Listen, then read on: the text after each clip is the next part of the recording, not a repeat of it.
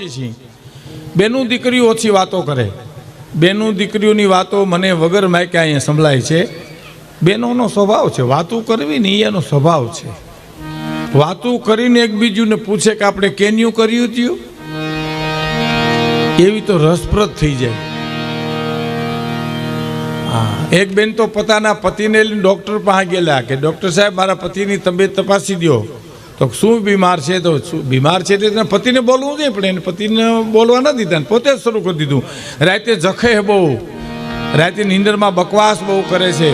જખેની દવા આપો, બકેની એવી દવા આપો, બહારગામ જાય કેટલું ખરાબ લાગે, ખુઈ જાય એવી દવા આપો. ડૉક્ટર કે ને કાંઈ દેવાની જરૂર નથી, દિવસે બોલવાની તક આપો. આ દિવસે તમે વારો નથી આવવા દેતા એટલે રાતે ઉભરા કાઢે નીંદરમાં. એમાં આઈની વાત નથી, આ તો અમારા તરફની વાત છે. પણ બહેનોને એક વિનંતી છે કે તમે બને ત્યાં સુધી વાતો નહીં કરતા. વાતો કરવા તો અમે આવ્યા જુનાગઢથી અહીં છે, પછી તમે અમને વાતો ન કરવા દો તો ક્યાં જઈએ અમે?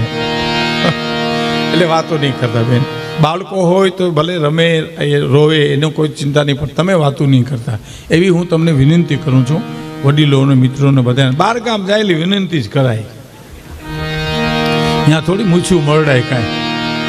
હા, અમારે ત્યાં એક જણો મૂછું મળ્યા જ કરે, આખો દી મૂછું મળ્યા કરે. મેં એક જણાએ કીધું કે આ મૂછું મળ્યા કર્યા એટલી તકલીફ કાંઈ કર્યા હોત ને તો બે જો લુગડા થઈ જાત. તકલીફ આતવામાં એમાં બીજું કાંઈ ફેર ન પડે કે જાતો કાંઈ એ જ થાય એમ. પણ મારે આ વાત કરવી છે કે હરિની હાટડીએ મારે તો રોજનું હટાણું. શિવના મંદિરે, મા ભગવતીને મંદિરે, કૃષ્ણ ભગવાનને મંદિરે, રામ મંદિરે મારે તમારે જાવું. એ જાવું મંદિરે જવા માટે, કથામાં જવા માટે એનો ફાયદો શું છે એ તમને કહું. બહુ ફાયદો મિત્રો. બને ત્યાં સુધી કથામાં બેહવું, કથા સાંભળવી. કથામાં આપણે બેહીએ પછી કથા આપણામાં બેહે એવું કરવું. સમજ્યા? દીકરી કથા જ ન આપણે સાંભળવી, કથામાં જ આપણે બેહવું નહીં, આપણેમાં કથાએ બેહવી જોઈએ એમ. આ શું છે એ તમને કહી દઉં. આપણે ગામડાના માણસો બધાને ખબર છે, સાપ અને નોળિયાનું યુદ્ધ થાય. વગડામાં સાપ અને નોળિયો બાંધે 3-4 દિવસ સુધી એની તકરાર ચાલે એમ મેં સાંભળ્યું છે. અને એમાં જેવો મોકો મળે એટલે નોળિયો ત્યાંથી નીકળી જાય, નોરવેલ નામની વનસ્પતિ ઊંઘી આવે. એટલે સાપે જે ડંખ માર્યા હોય ને એ બધું ઝેર ઉતરી જાય. એટલે વરી પાછો આવી જાય સાપને સામે બાંધવા માટે. વરી પાછો મોકો પડે, નોરવેલ નામની વનસ્પતિ ઊંઘી આવે અને વરી પાછો આવી જાય. બહુ વિચાર કરો મિત્રો. તો મારા તમારા માટે આ રામકથા, ભાગવત કથા, ખોડિયાર માનું મંદિર, શિવનું મંદિર એ બધી નોરવેલ ઊંઘવા જેવી વાત છે સાહેબ.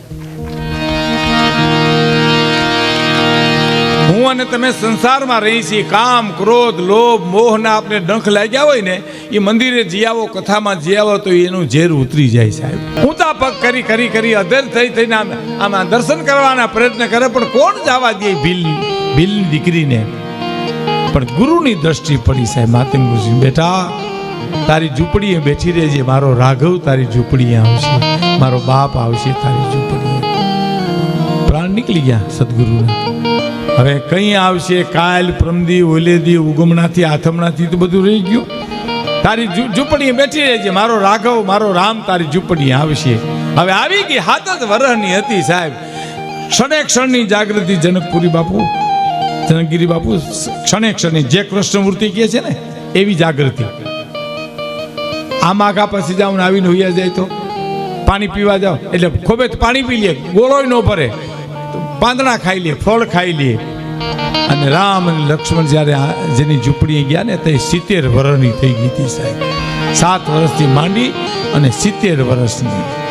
અને આમ જ્યાં રામ ને લક્ષ્મણ પર્ણકુટીથી છેટા રહ્યા ત્યારે લક્ષ્મણજી ભગવાન રામને એટલું કીધું કે આપણે ક્યાં આવ્યા પ્રભુ, મોટાભાઈ આપણે ક્યાં આવ્યા, આ જગ્યા કઈ છે? તો કે લક્ષ્મણ થોડા હાલશું ને હમણાં સબરીની ઝૂંપડી આવશે. પણ પ્રભુ આ ઝાડવાના પાંદડામાંથી રામ રામ રામ રામ એવા અવાજ આવે તો સબરીની ભક્તિએ પ્રકૃતિને ફેરવી નાખી છે સાહેબ. બહુ સાચી વાત છે. પ્રકૃતિ મય થઈ જાય. અમુક સંતો એવા હોય છે કે આ સુતા હોય કુટિયામાં અને તમે આમ ઝૂંપડી આમ કાન માંડો તેને રૂવાડામાંથી રામ રામના રણકાર આવતા હોય સાહેબ. એ ભારતની ધરતીની આધ્યાત્મિકતા છે, એ સમર્પણ છે, એ ભક્તિ છે. પણ રામે લક્ષ્મણને એટલું કીધું કે તમે જાવતા સબરી શું કરે છે? આ બહુ સરસ છે.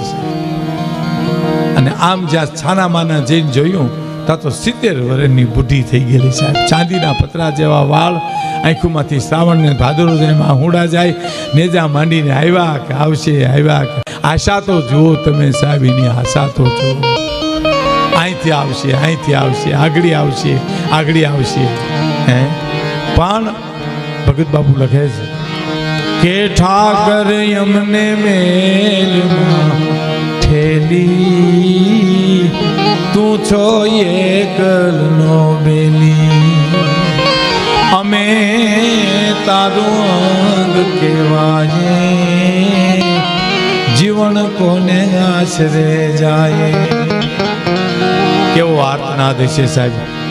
ઠાકર અમને મેલમાં ઠેલી, તું છો એકલનો બેલી, અમે તારું અંગ કહેવાય, જીવન કોને આશરે જાય. લક્ષ્મણજી જોઈ રહ્યા છે સાહેબ, એનું સમર્પણ કેવું છે એ જોઈ રહ્યા છે. અને કાલા ઘેલા અમે તારા કેવાણા જપીએ એ તારો જા.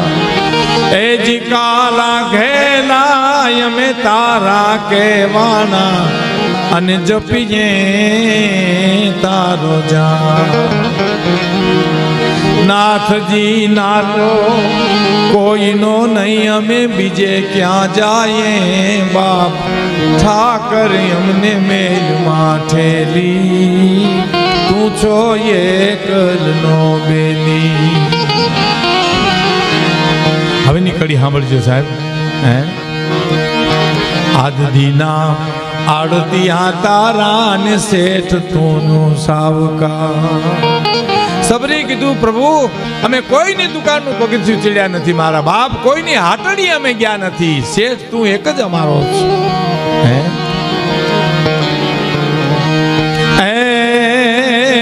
તારું લેણું હશે ત્યાં લગી બીજો અમને ધીર છે નહીં તલવાર, ઠાકર અમને મેલમાં ઠેલી, તું છો એકલનો. આજ દીના અડદિયા તારા શેઠ તું છો સાવકાર, તારું લેણું હશે ત્યાં લગી અમને ધીરશે ની તલવારી. શબ્દ પૂરો થયો, લક્ષ્મણે હળી કાઢી. પ્રભુ જટ કરો, સબરીના પ્રાણ નીકળી જાય છે જો હવે મોડું કરશે તો. પ્રભુ પ્રગટ થયા, મારો બાપ આવ્યો, મારો રાઘવ આવ્યો, મારો રામ આવ્યો. આમ નાચવા મંડી. પણ મારે કેવું છે, રામ આવ્યા એ તો સબરીના આનંદ હોય, પણ મારા સદગુરુના શબ્દો સાચા પડ્યા. મારા ગુરુદેવે કીધું તું તારી ઝૂંપડીએ મારો રાઘવ આવશે. હે ઈ હરિની હાટડી, ઈ હરિની હાટડીએ મારે હરિની હાટડીએ મારે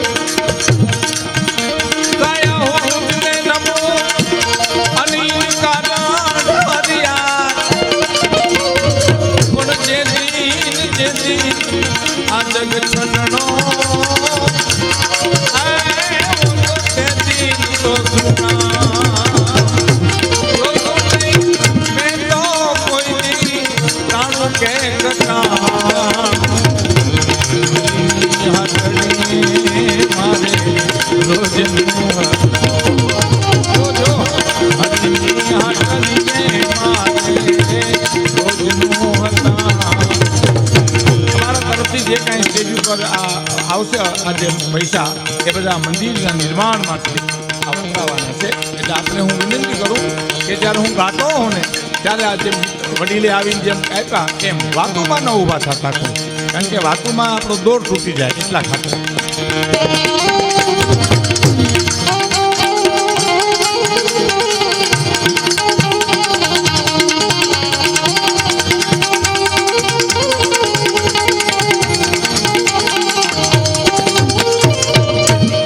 મેઘાણીને મુંબઈમાં કોકે પ્રશ્ન કરેલો, આવો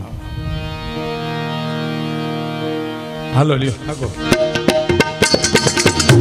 એક વિનંતી, જ્યારે ગીત શરૂ થાય ને ત્યારે આપ જે કાંઈ ગોળ કરવાના તો કરી લેજો. એટલે હું પછી તમે બે જાઓ પછી હું વાત શરૂ કરીશ. એટલે શું છે તમારું મારું બેયનું હાલે.